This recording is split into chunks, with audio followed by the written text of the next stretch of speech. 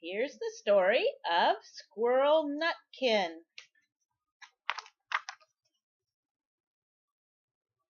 This is a tale about a tale that belonged to a little red squirrel named Nutkin. Squirrel Nutkin had a brother called Twinkleberry.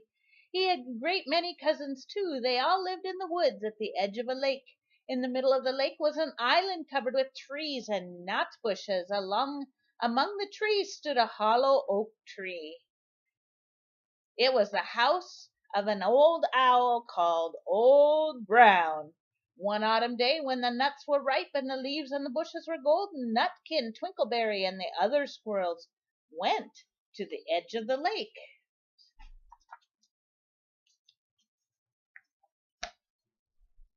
They made little rafts out of twigs, and they paddled over the water to Owl Island to gather nuts. Each squirrel had a little sack and a little oar. They spread their tails for sails.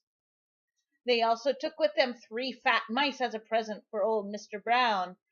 The squirrels put the mice on his doorstep. Twinkleberry and the other little squirrels bowed and said politely, "Old Mr. Brown, may we please have permission to gather nuts on your island?"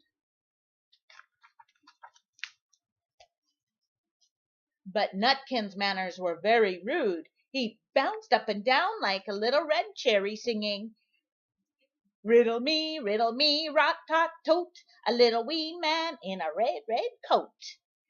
A staff in his hand and a stone in his throat. If you tell me this riddle, I'll give you a groat. Now Mr. Brown was not interested in a groat, which is a coin.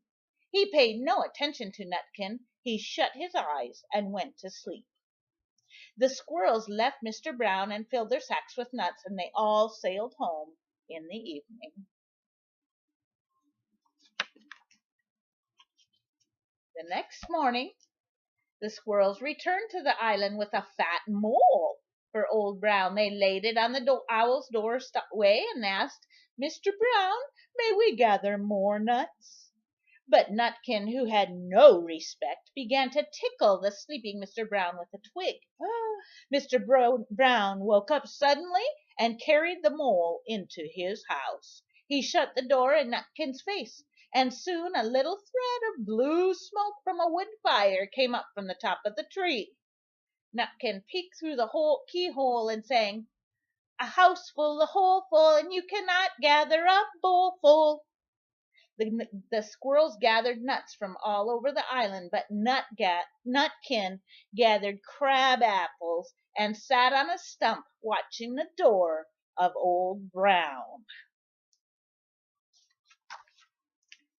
On the 3rd day, the squirrels went fishing very early. They caught 7 fat minnows for Old Brown and paddled over the lake to Owl Island. Twinkleberry and 6 other squirrels each carried a minnow. But Nutkin, who did not have nice manners, brought no present at all. He ran in front, singing, "The man in the wilderness said to me, 'How many strawberries grow in the sea?' I answered him as I thought good, 'As many red herrings as grow in the wood.'" But Mr. Brown was not interested in riddles, not even when the answer was given to him. The squirrels filled their sacks with nuts, but Nutkin played a bowling game with crab apples and pine cones. On the 4th day, the squirrels went to Owl Island for the last time. They brought an egg as a goodbye present for Old Brown, but Nutkin ran in front laughing and shouting, "Humpty Dumpty lies in the beck with the white counterpane around his neck.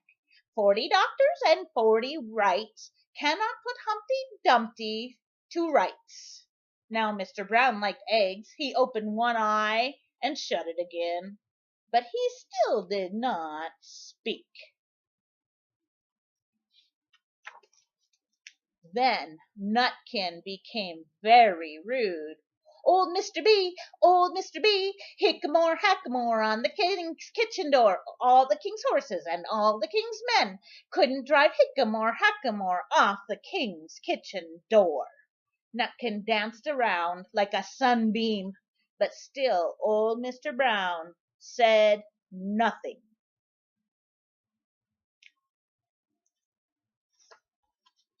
Nutkin took a running jump right onto the head of Old Brown. All at once there was a fluttering and a scuffling and a loud squeak. The other squirrels scampered away into the bushes, and when they came back very cautiously, peeking around the tree, there was Old Brown sitting on his doorstep. He sat quite still, with his eyes closed as if nothing happened. But Nutkin was in his coat pocket. I guess she got caught. See her? This looks like the end of the story, but it isn't. Old Brown carried Nutkin into his house and held him by the tail, intending to eat him.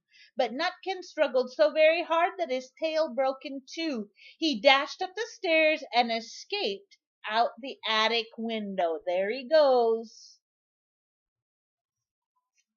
And to this day, if you meet Squirrel Nutkin and ask him a riddle, he will throw sticks at you, stamp his feet, and scold and shout, "The end."